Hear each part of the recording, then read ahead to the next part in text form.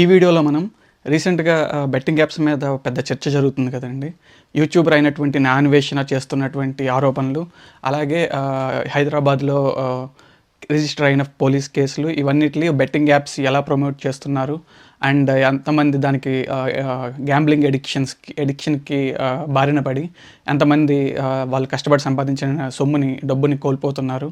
అలాగే ఎంతమంది దాని కారణంగా ఫ్యామిలీస్ కోల్పోతున్నారు. అండ్ యూట్యూబర్ అయినటువంటి న్యాయన్వేషణ చేస్తున్న ఆరోపణలు ఏంటి, అండ్ అతను చేయని ఆరోపణలు ఏంటి, ఎలాంటి ఆరోపణలు చేస్తే ఎలాంటి సమస్యలు వస్తాయి అని చెప్పి ఎవరెవరు ఎలాంటి స్ట్రాటజీలు వేస్తున్నారన్నది ఈ వీడియోలో మాట్లాడుకుందాం. హలో యూట్యూబ్, అందరూ ఎలా ఉన్నారు?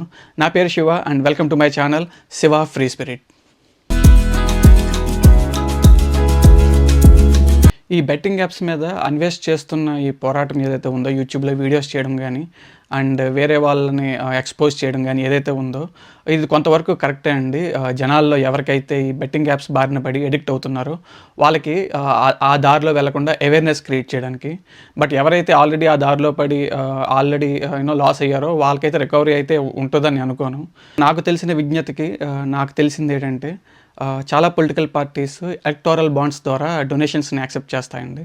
సో ఎవరైతే ఇండస్ట్రీస్ కానీ ఏదైనా కంపెనీస్ కానీ వాళ్ళ సెల్ఫ్ లాభాల కోసం, వాళ్ళ కంపెనీల ఎదుగుదల కోసం, లేదా ఇలాంటి మోసాలు ఏమైనా చేయాలన్నా వాళ్ళు ఏం చేస్తారంటే పొలిటికల్ పార్టీస్కి హ్యూజ్ అమౌంట్స్లో డొనేషన్స్ చేస్తారనమాట. సో అది కొత్త పార్టీస్ అయినా, పాత పార్టీలైనా, రీజనల్ స్టేట్ లెవెల్ పార్టీలైనా, స్టేట్ లెవెల్ పెద్ద పార్టీలు బీజేపీ, కాంగ్రెస్ లాంటివైనా, స్టేట్ లెవెల్లో జనసేన, వైఎస్ఆర్సీపీ, తెలుగుదేశం లాంటి పార్టీలైనా వీళ్ళకి ఎలక్టోరల్ బాండ్స్ ద్వారా మనీని డొనేషన్స్ కింద యాక్సెప్ట్ చేయొచ్చు అనమాట.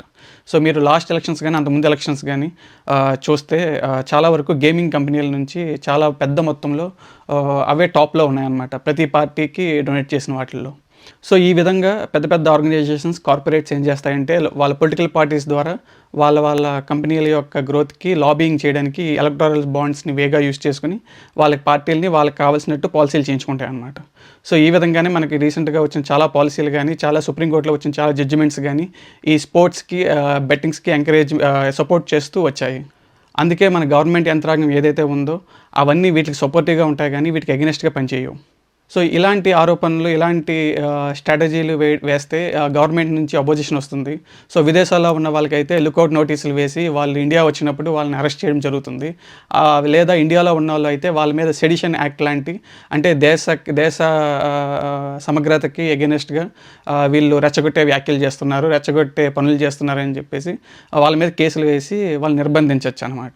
సో అందుకనే చాలామంది డైరెక్ట్గా అటాక్ చేయకుండా ఇలా ఇండైరెక్ట్గా ఎవరైతే చిన్న యూట్యూబర్స్ ఉంటారో వాళ్ళని ఫస్ట్ టార్గెట్ చేస్తే జనాల్లో అవేర్నెస్ క్రియేట్ చేసి, సో దీని ద్వారా కొంతమంది అయినా ఈ దారిన పడకుండా కాపాడడానికి న్యాయన్వేషణ లాంటి యూట్యూబర్ కొంతమంది ప్రయత్నిస్తూ ఉంటారు. ఎందుకంటే పొలిటీషియన్స్ ఎవరైతే ఉన్నారో వాళ్ళే శాసనసభల్లో మన కోసం శాసనాలు చేసేది, అంటే చట్టాలు, లాస్ చేసేది. ఆ లాస్ని ఇంప్లిమెంట్ చేసే వాళ్ళే పోలీస్ డిపార్ట్మెంట్స్ కానీ, వేరే అథారిటేటివ్ లైక్ జ్యుడిషియల్ కోర్ట్స్ కానీ, లేదా వేరే లా ఎన్ఫోర్స్మెంట్ ఏజెన్సీస్ కానీ ఇవన్నీ ఈ లాస్ని అమలు చేస్తాయన్నమాట. సో ఆ లాస్ని బ్రేక్ చేసిన వాళ్ళ మీద కేసులు పెట్టి వాళ్ళని అరెస్ట్ చేయడం జరుగుతుంది. సో దీనికి సొల్యూషన్ ఏంటంటే, నా ఉద్దేశం ప్రకారం చట్టబద్ధత కల్పించి ఇలాంటి యాప్స్ని మనం బ్యాన్ చేయాలి. ఉదాహరణకు మనం టిక్టాక్ ఎలాగైతే బ్యాన్ చేసామో చైనాకి ఎగెనెస్ట్గా, అలాగే ఈ బెట్టింగ్స్ యాప్స్ అన్నిటికీ ఎగెనెస్ట్గా ఒక చట్టాన్ని చేసి ఈ బెట్టింగ్ యాప్స్ మన ఇంటర్నెట్ సర్వీస్ ప్రొవైడర్ ఐఎస్పీ ద్వారా మనం నిర్బంధించవచ్చు. ఉదాహరణకు చాలా ఇళ్లల్లో జియో ఉంటుంది కదా, సో జియో ద్వారా ఒక చట్టం ప్రవేశపెట్టి ఇలాంటి జియో, ఎయిర్టెల్ వంటి నెట్వర్క్లన్నింటికి ఇలాంటి యాప్స్ యాక్సెస్ రాకుండా, అలాగే సెల్యులార్ నెట్వర్క్స్ కూడా మనం ఆప్ చేయగలిగితే ఇలాంటి సమస్య ఉండదు. ఈ వీడియోకి వచ్చే వీడియోలో మరిన్ని విషయాలతో మళ్ళీ కలుద్దాం. Thank you so much for watching. I will see you all in the next video.